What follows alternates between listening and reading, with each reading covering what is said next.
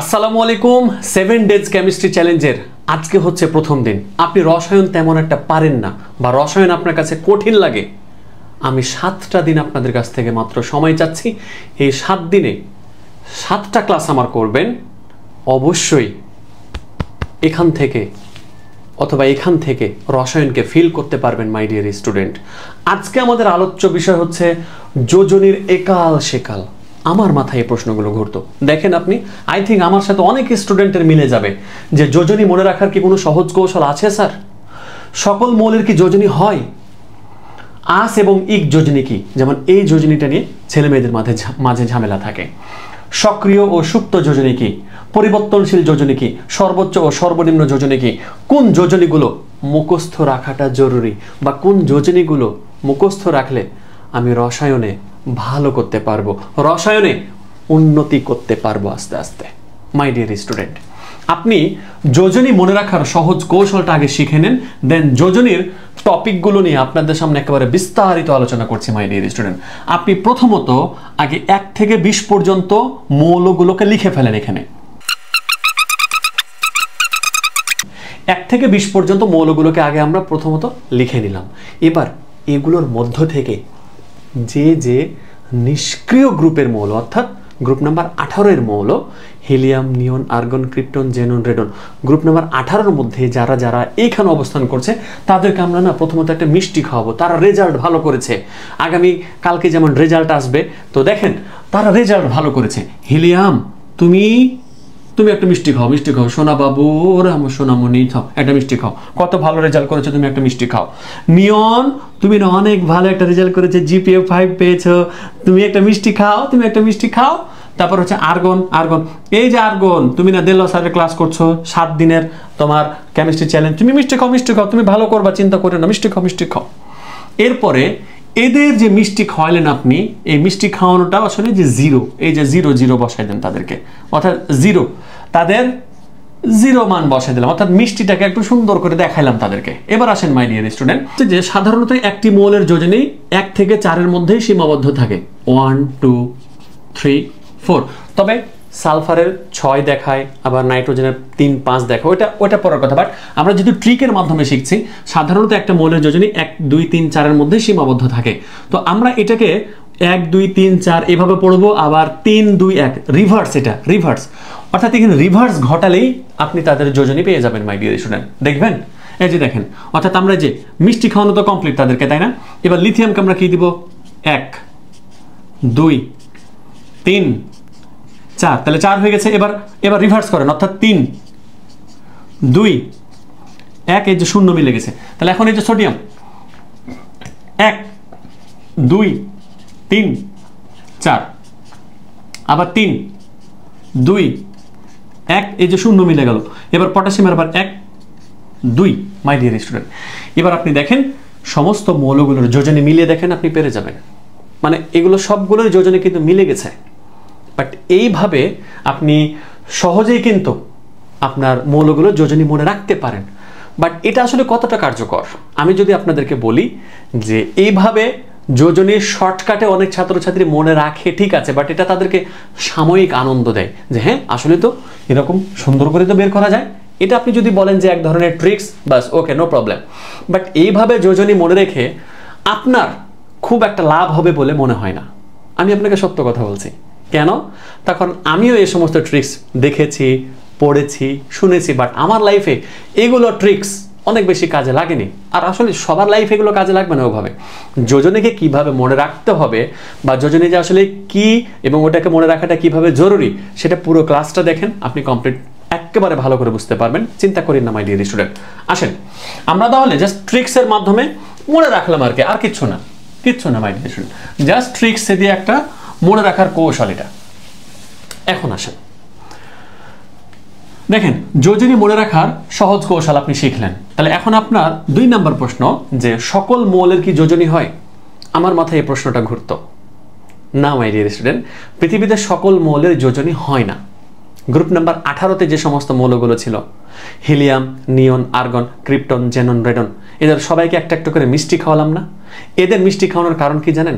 এদের যোজনী শূন্য, এদের কোনো যোজনী হয় না। তাই বলা হয়ে থাকে যে এরা শূন্য গ্রুপে আছে বা এরা নিষ্ক্রিয় মৌল। তো এখন আসেন, তাহলে আপনি 2 নম্বর প্রশ্নের উত্তর পেয়ে গেছেন যে সকল মৌলের যোজনী হয় না। এবার আসেন, আস এবং ইক যোজনী কি? আস এবং ইক যোজনী আসলে কি? খেয়াল রাখিয়া মাই ডিয়ার স্টুডেন্ট, কপারের ক্ষেত্রে 2টা যোজনী আছে। সিইউ কপারের যোজনী একটা হচ্ছে যে কি 1 আর আরেকটা হচ্ছে যে 2। এই 1কে বলা হয়ে থাকে আস, কেমন? আর এই 2কে বলা হয়ে থাকে ইক। এবার একটু খেয়াল করি আরেকটা উদাহরণের দিকে। আয়রনের 2টা যোজনী হয়, Fe আয়রন।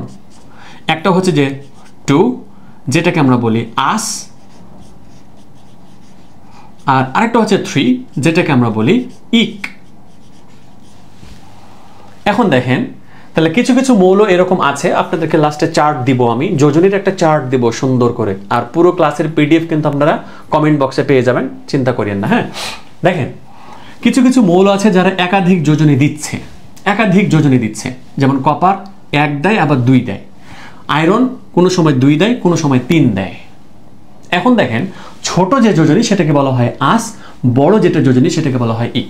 অর্থাৎ কোনো মৌলের একাধিক যোজনী থাকলে ছোট যোজনীকে আস বলা হয়, বড় যোজনীকে সাধারণত ইক বলা হয়। বাট এটা সবার জন্য প্রযোজ্য নয়, আমি চার্ট দিয়েছি, ওই চার্টে আপনারা দেখবেন কার কার জন্য প্রযোজ্য। যেমন সালফারের ক্ষেত্রে খেয়াল করে দেখেন, সালফারের যোজনী কিন্তু 2ও হয়, 4ও হয়, 6ও হয়।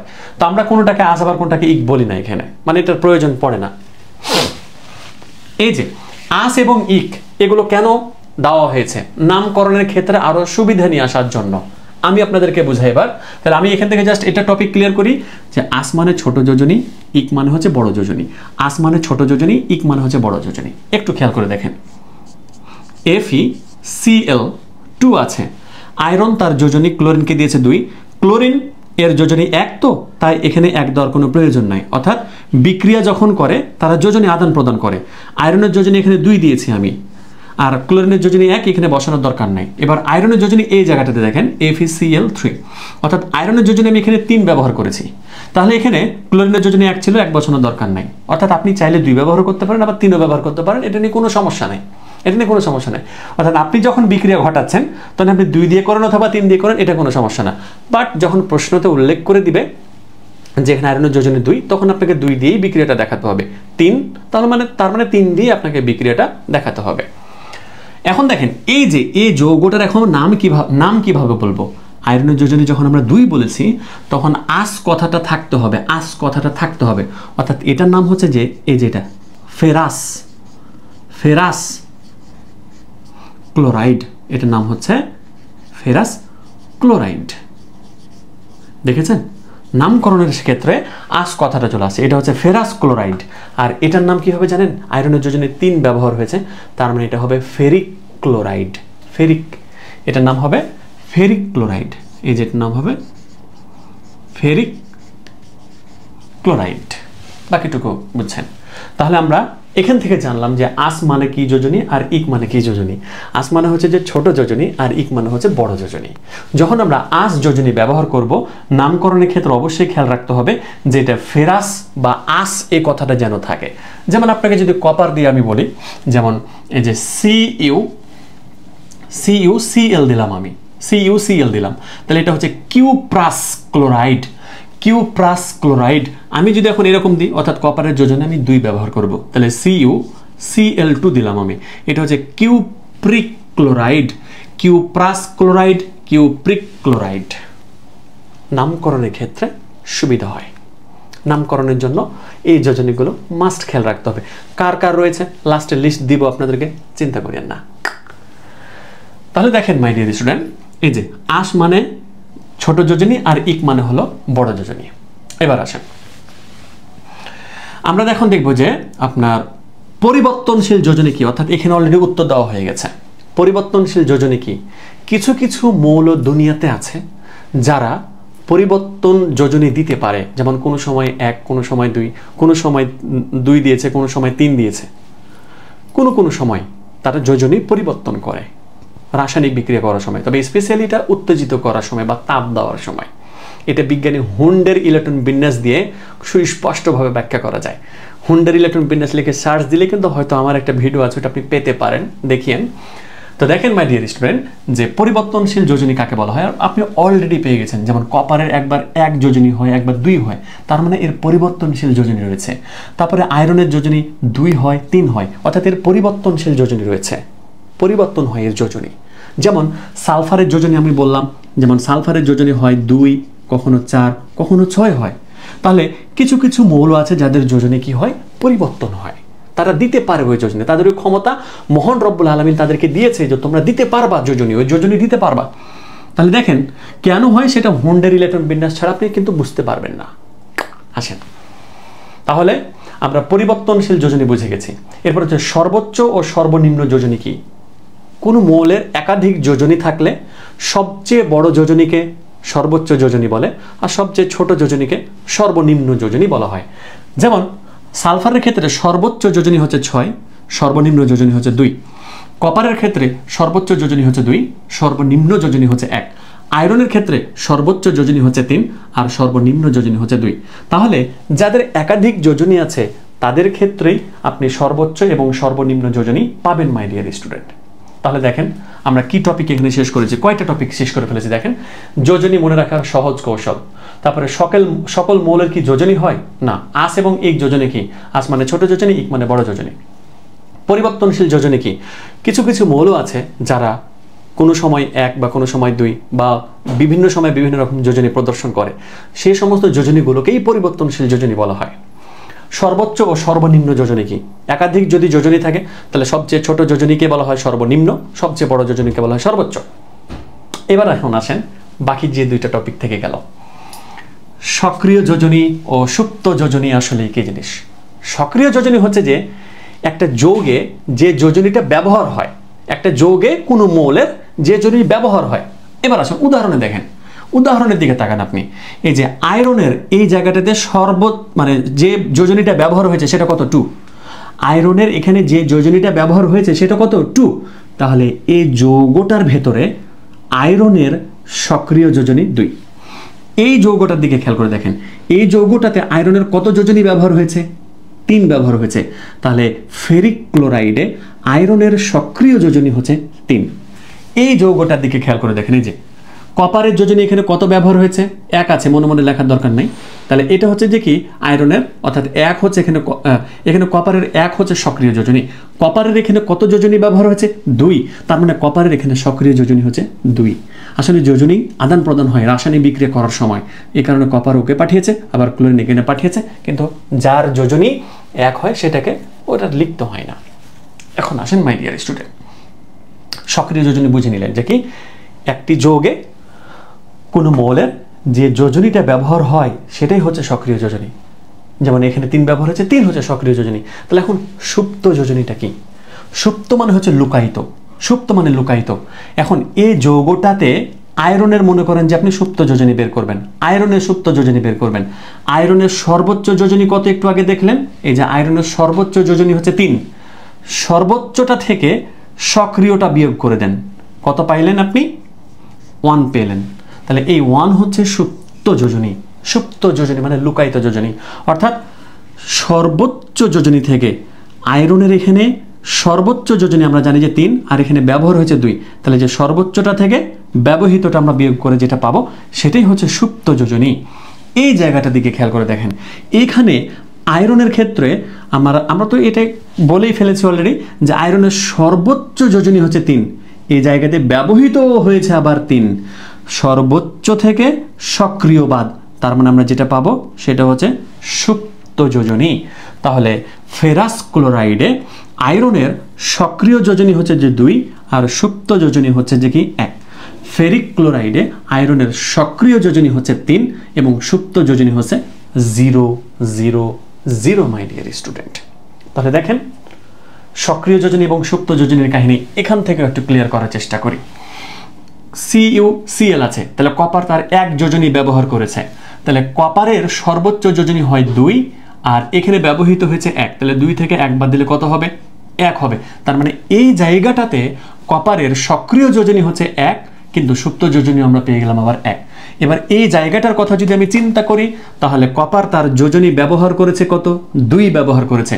সর্বোচ্চ যোজনী থেকে সক্রিয়টা বাদ দিয়ে দেন, অর্থাৎ 2 থেকে 2 বাদ, তার মানে আমি এখানে 0 পাবো, 0 পাবো। তাহলে সক্রিয় যোজনী মানে যে যোজনীটা ব্যবহার হচ্ছে, আর সুপ্ত মানে কি? সর্বোচ্চ থেকে ব্যবহৃত যোজনীটি বিয়োগ, ব্যবহৃত যোজনীটি বিয়োগ। দেখেন মাই ডিয়ার স্টুডেন্ট, আপনি কতগুলো ইনফরমেশন জাস্ট এই কয়েকটা মিনিটের মধ্যে নিয়ে ফেলেছেন, তাই না মাই ডিয়ার স্টুডেন্ট? এই 7 ডেজের কেমিস্ট্রি চ্যালেঞ্জ আপনি নিয়ে নোট করবেন, অবশ্যই নোট আপনি কিন্তু পোস্ট করবেন। আমাদের সায়েন্সগিরি যে ফেসবুক গ্রুপ আছে, ওখানে আপনি অবশ্যই পোস্ট করবেন। আপনার মানে পড়ার প্রতি আগ্রহটা বাড়ালেই আমি আপনাকে আরও বেশি হেল্প করতে পারবো মাই ডিয়ার স্টুডেন্ট। প্লিজ প্লিজ পরিশ্রম করেন। পরিশ্রম করলে চেহারার পরিবর্তন হয় ঠিকই, চেহারার পরিবর্তন হয় ঠিক, অর্থাৎ চেহারা কালো হয় মানে আপনি রাত জাগছেন, অনেক কালো হয়ে যেতে পারে চেহারা, বা চোখের নিচে কালো দাগ চলে আসতে পারে, কিন্তু পরিশ্রম করলে ফল মিষ্টি পাওয়া যায়। ওই মিষ্টি ফল পেতে আমার সাথে 7টা দিন আপনি শুধু সময় দেন, আপনাকে ইনশাআল্লাহ রসায়ন ফিল করাবো, আমি ইনশাআল্লাহ ফিল করাবো। তাহলে দেখেন আমরা যোজনী মনে রাখার সহজ কৌশল, সকল মৌলের কি যোজনী হয়, আস যোজনী, ইক যোজনী কি, সক্রিয় যোজনী এবং সুপ্ত যোজনী কি, পরিবর্তনশীল যোজনী কি, সর্বোচ্চ ও সর্বনিম্ন যোজনী কি, এই সবগুলো টপিক জেনে নিলাম। এবার ফাইনাল পার্টে আমরা জানবো যে কোন যোজনীগুলো মুখস্থ রাখতে হবে। বাট মুখস্থ রাখতে চাওয়ার আগে আমি আপনাদেরকে আরো 2টা টপিক সম্পর্কে জ্ঞান দিতে চাই মাই ডিয়ার স্টুডেন্ট। সেটা হচ্ছে যে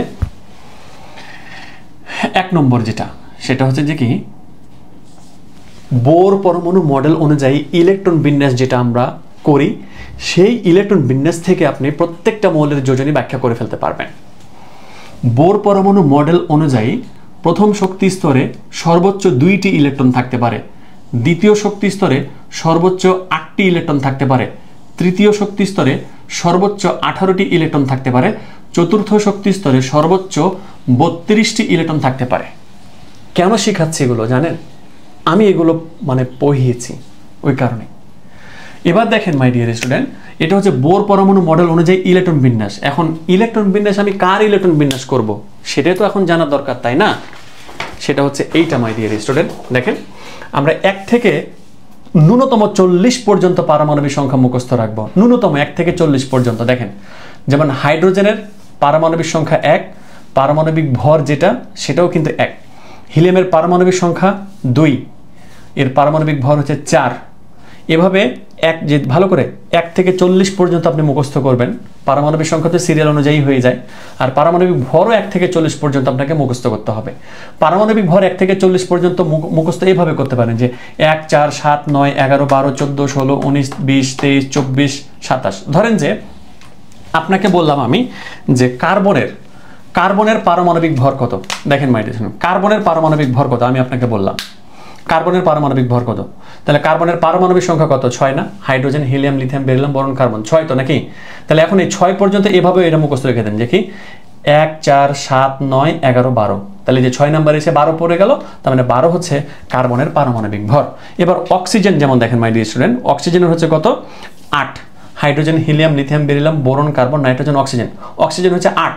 তাহলে এখন যে 1, 4, 7, 9, 11, 12, 14, 16, তাহলে যে এখানে 16 হলো, তার মানে অক্সিজেনের হবে কত? 16। আপনারা এগুলো অনেক ট্রিক্স খুঁজেন, বা ট্রিক্স হচ্ছে যে সাময়িক আনন্দ দেয়, কিন্তু এটা আপনার মানে বড়ভাবে আপনার জীবনে ইম্প্যাক্ট ফেলে না মাই ডিয়ার স্টুডেন্ট।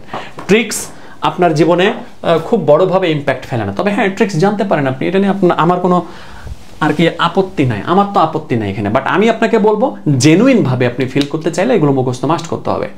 1 থেকে 40 পর্যন্ত পারমাণবিক সংখ্যা মানে মৌলগুলোর নাম এবং পারমাণবিক ভর মাস্ট আপনাকে করতেই হবে, মানে করতেই হবে, মাফ নাই, কোনো মাফ নাই।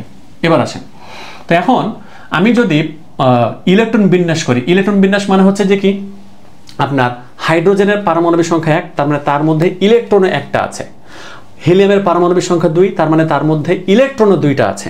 লিথিয়ামের পারমাণবিক সংখ্যা 3, মানে তার মধ্যে ইলেকট্রনও 3টা আছে। অর্থাৎ পারমাণবিক সংখ্যা যত, ইলেকট্রন সংখ্যাও ঠিক তত, এখন দেখেন মাই ডিয়ার স্টুডেন্ট, আমি যদি হাইড্রোজেনের কথা চিন্তা করি যে হাইড্রোজেনের প্রথম শক্তি স্তর দেব আমরা, এটা হচ্ছে নিউক্লিয়াস, এই যে নিউক্লিয়াস, প্রথমে থাকবে নিউক্লিয়াস।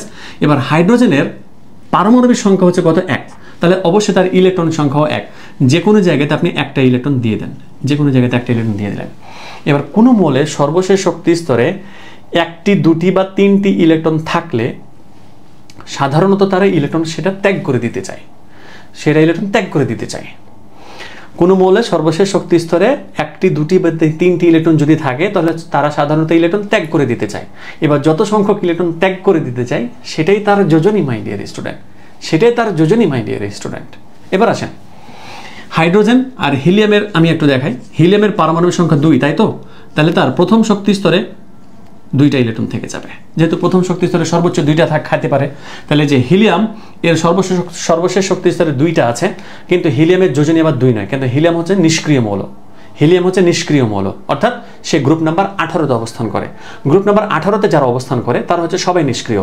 কেন নিষ্ক্রিয়? যদি কখনো কোনো মৌল তার ইলেকট্রন বিন্যাসটা 2n² সূত্র মেনে চলে, যদি কখনো কোনো মৌল তার ইলেকট্রন বিন্যাস 2n² সূত্র মেনে চলে, তাহলে সেটি হচ্ছে নিষ্ক্রিয় মৌল। খেয়াল করে দেখেন, এবার n এর মান যদি এখানে 1 হয় তাহলে সেটা হচ্ছে প্রথম শক্তি স্তর, n এর মান 2 হলে দ্বিতীয় শক্তি স্তর। তাহলে দেখেন তো এখানে n এর মান যদি আমি 1 বসাই তাহলে আমি আনসার কত পাই? 2 × 1, 1 এর উপর স্কয়ার, তার মানে 2 কে কত? 2। তাহলে প্রথম শক্তি স্তরে সর্বোচ্চ 2টা ইলেকট্রন থাকতে পারে, এবং হিলিয়ামেরও কিন্তু সেই 2টা ইলেকট্রন আছে। খেয়াল করে দেখেন, তাহলে হিলিয়াম কি করলো? এই 2n² সূত্রটা মেনে চলেছে। খেয়াল করে দেখেন হিলিয়াম কিভাবে 2n² সূত্র মেনে চললো। হিলিয়ামের প্রথম শক্তি স্তরেই 2টা ইলেকট্রন আছে। এবার 2n² সূত্র অনুযায়ী n এর মান যখন 1 বসাবো তখন সেটা হচ্ছে প্রথম শক্তি স্তর।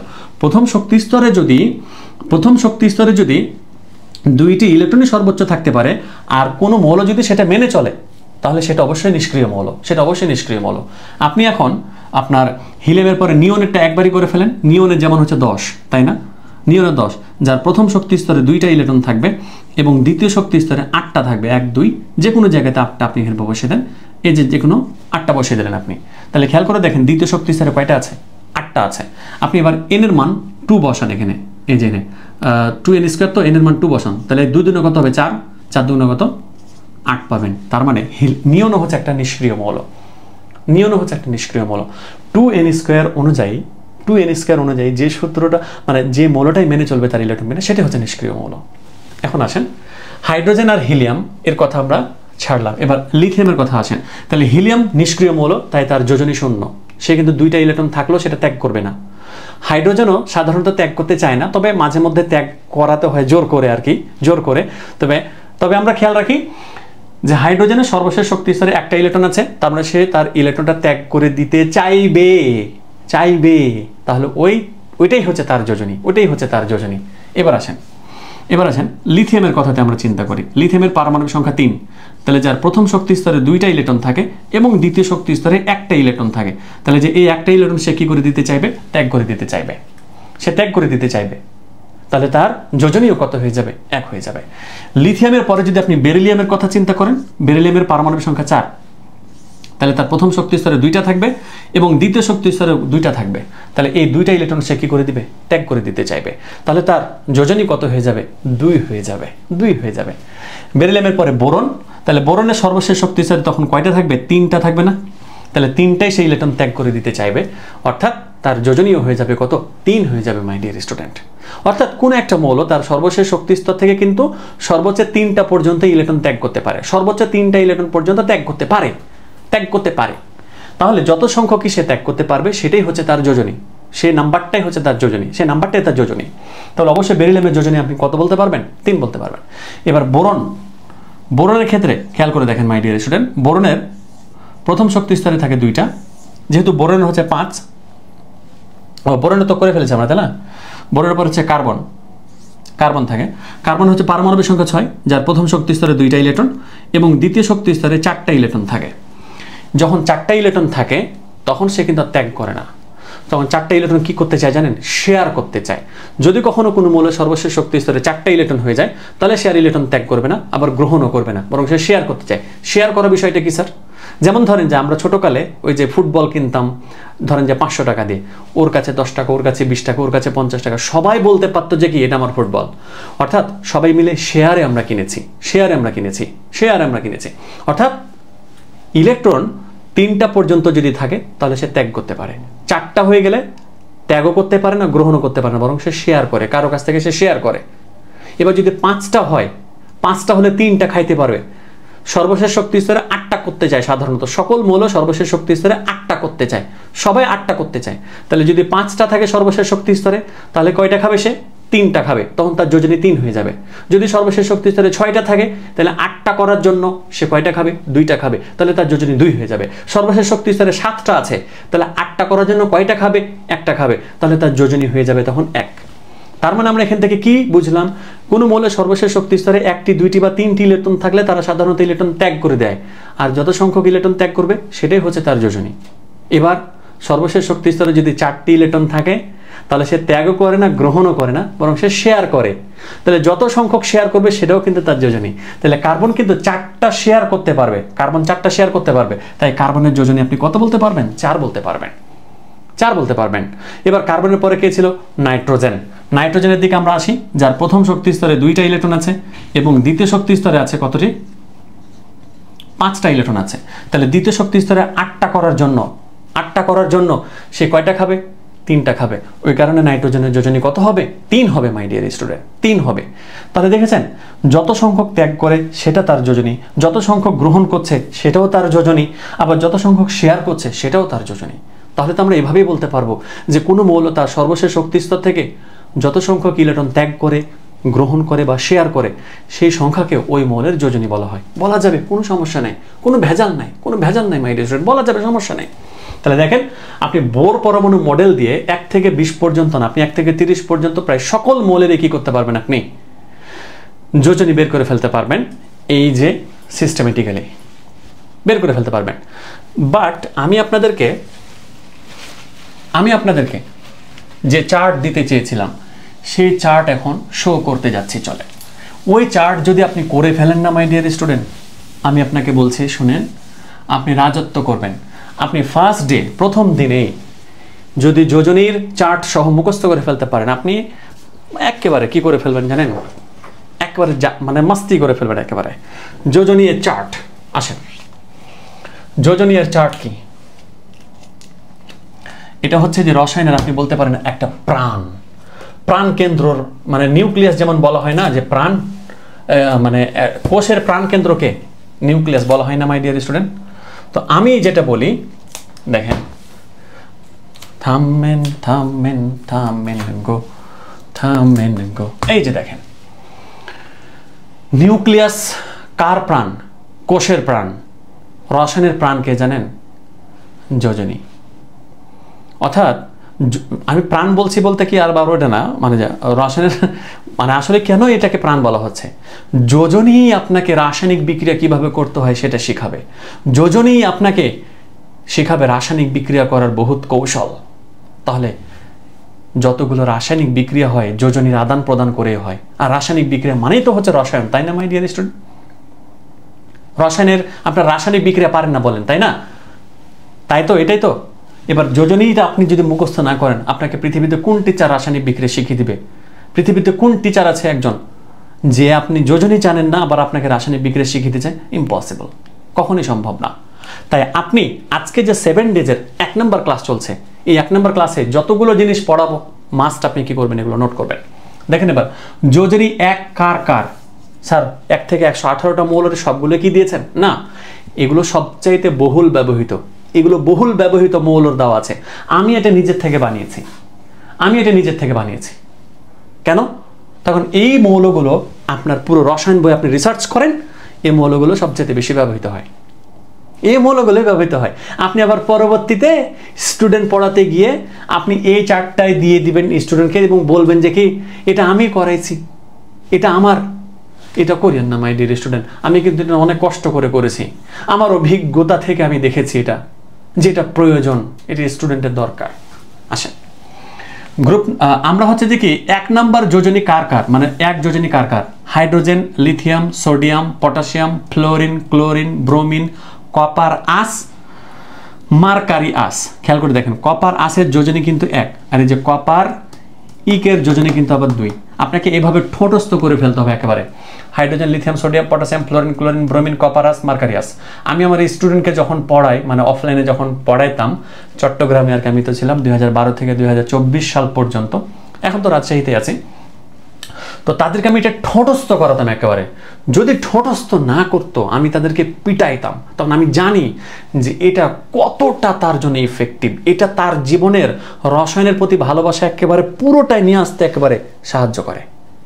এবং এটা যখন তাদেরকে জোর করে মুখস্থ করাইতাম, দেন তার পরের দিন যখন রাসায়নিক বিক্রিয়া করাতাম, তখন তারা বলতো যে স্যার আজকে বুঝতে পারছি যে আপনি কেন এটা আমাদের জন্য এত জোর করেছিলেন। কারণ এটা এতটাই ইম্পর্টেন্ট। আমি আপনাদেরকে কি দিয়ে বোঝাই। এবার যোজনী 2 কাদের? Beryllium, magnesium, calcium, oxygen, zinc, manganese, sulphur, carbon, আয়রনাস, কপার ইক, মার্কারি ইক। আপনাকে এভাবেই ঠোঁটস্থ সিরিয়াল অনুযায়ী মুখস্থ করে নেবেন আপনি। যোজনী 3 নাইট্রোজেন, ফসফরাস, অ্যালুমিনিয়াম, আয়রন ইক। যোজনী 4 কার্বন, সালফার, সিলিকন। তারপরে 5 ফসফরাস, 6 সালফার। খেয়াল করে দেখেন এবার ফসফরাসের যোজনী কিন্তু 3ও হয় আবার 5ও হয়। আপনি এভাবে মুখস্থ রাখবেন যে ফসফরাসের যোজনী কত, 3 এবং 5। সালফারের যোজনী কত আছে দেখেন, সালফার 2 এর জায়গাতেও আছে, 4 এর জায়গাতেও আছে, আবার 6 এর জায়গাতেও আছে। অর্থাৎ সালফারের যোজনী 2, 4, 6 তিনটাই হয়। আপনাকে ওই 3টাই মনে রাখতে হবে। আপনি এভাবেই বলবেন, ধরেন যে কেউ আপনার পাশে বসেছে, আপনাকে ধরতে বলবেন যে বলতে দেখি আমি পারি কিনা, সালফার বলেছে, তাহলে আপনি বলবেন 2, 4, 6। ঠিক আছে। কার্বনের যোজনী 2 এবং 4 দুটোই হয়। দেখেন কার্বন এই যে 2 এর জায়গাতে আছে, আবার 4 এর জায়গাতে আছে। অর্থাৎ এই সমস্ত মৌলগুলো তাদের যোজনী পরিবর্তন করে। কিছু কিছু সময় তারা 2 যোজনী দেয়, আবার কিছু সময় তারা 4 যোজনী দেয়। তাহলে আপনার মাথায় প্রশ্ন আসবে, স্যার আমি কখন 2 ব্যবহার করব, কখন 4 ব্যবহার করব? নো প্রবলেম, আপনি যে কোনো সময় 2 ব্যবহার করেন, যে কোনো সময় 4 ব্যবহার করেন, সমস্যা নেই। আপনি যখন বিক্রিয়া করতেছেন, বাট যখন আপনাকে তারা প্রশ্নতে দিয়ে দিবে ওরা কত ব্যবহার করে দিয়েছে, তখন আপনি ওটা দেখলে বুঝতে পারবেন। ওটা দেখলেই বুঝতে পারবেন আপনি যে কত ব্যবহার করেছে। যেমন আপনি এই যে কার্বন মনোঅক্সাইড আমি লিখেছি, কার্বন মনোঅক্সাইড। আসলে অক্সিজেনের যোজনী কত, 2। খেয়াল করে দেখেন এই যে অক্সিজেনের যোজনী 2। অক্সিজেনের যোজনী 2 যেহেতু, তার মানে সেটা কার্বনের কাছে আসে। আবার কার্বনের যোজনী 2 হয়, 4ও হয়। 2 ব্যবহার করে মনে করেছেন, তাহলে 2 দিয়ে একই রকম, তো ওই কারণে লেখার প্রয়োজন পড়ে না। তখন আমরা এটাকে বলি কার্বন মনোঅক্সাইড। কার্বন মনোঅক্সাইড কেন বলেছি, এই জায়গাটাতে 2 দিয়ে কেটে চলে গেছে, বাট কিছু না, মানে তো এখানে 1 আছে, তাই না? কার্বন মনোঅক্সাইড, 1 কে বলা হয় মনো, 2 কে বলা হয় ডাই, 3 কে বলা হয় ট্রাই। তাহলে যে কার্বন মনোঅক্সাইড, এটা কার্বন মনোঅক্সাইড। এবার কার্বন ডাইঅক্সাইড কিভাবে হয় দেখেন, কার্বন তখন তার যোজনী 4 দেয়, আর অক্সিজেন দেয় 2। এবার 2 1 কে 2, 2 2 4, অর্থাৎ 2 দিয়ে কিন্তু দুটোকে ভাগ যাচ্ছে। তখন কার্বনের এখানে কত থাকবে, কিছু থাকবে না, মানে 1 আছে মনে, আর অক্সিজেনের এখানে কত হয়ে যাবে, 2 হয়ে যাবে। দেখেন কার্বন ডাইঅক্সাইড। তাহলে যে কার্বন ডাইঅক্সাইডের ক্ষেত্রে কার্বনের যোজনী কত ব্যবহার হয়ে আছে, 4, কিন্তু মনে হচ্ছে যে 2, বাট না, আসলে কার্বন যোজনী 4 দিয়ে রাখছে, আর অক্সিজেন কিন্তু যোজনী 2 দিয়ে রাখছে। বুঝছেন কাহিনী? তারপরে 2টাকে ভাগ গেছিল একটা সংখ্যা দ্বারা, ওই ভাগ করে দিয়েছি আমরা। তো ওই কারণে দেখেন মাই ডিয়ার স্টুডেন্ট, আপনি যদি চান যে কার্বন মনোঅক্সাইড আপনি লিখবেন, লেখেন। কার্বন ডাইঅক্সাইড লিখবেন, লেখেন। অর্থাৎ এটা মানে টিচার বুঝে নেবে যে এখানে কার্বনের যোজনী সে 2 ব্যবহার করেছে, এখানে সে কার্বনের যোজনী 4 ব্যবহার করেছে। No problem my dear student, no problem. এবার আমি আপনাদেরকে এই যে ক্লাসটা করালাম না মাই ডিয়ার স্টুডেন্ট, প্লিজ আপনারা নোট করবেন। আর 7 দিন শেষে গিয়ে আমরা কিন্তু পরীক্ষা নেব, একটা বলেই দিয়েছি। ওই পরীক্ষা মাস্ট আপনি অংশগ্রহণ করে আপনি নিজেকে যাচাই করে নিন। এবং আমি পুরো বাংলাদেশ থেকে ছাত্রছাত্রী যারা আমার এখানে যুক্ত হয়ে আছে, সবার ভেতর থেকে আমি কিন্তু চিন্তা করেছি 20 জনকে পুরস্কৃত করব, এবং তাদের ছবি সহকারে প্রকাশ করব। আমার ইউটিউব চ্যানেল, ফেসবুক পেজ, সব জায়গা থেকে ছবি সহ পোস্ট করবো ইনশাল্লাহ। মাস্ট ভালো করে পড়েন, একেবারে বেসিক থেকে পড়বেন।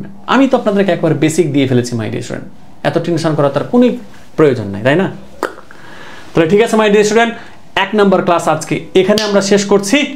আর ফাইনালি 2 নম্বর ক্লাসের জন্য প্রস্তুত হয়ে যান একবারে মাই ডিয়ার স্টুডেন্ট। আল্লাহ হাফেজ, আসসালামু আলাইকুম ওয়া রাহমাতুল্লাহ। ওই তুমিই হবে কেম বস, তুমিই হবে কেম বস, মনে রাখিও।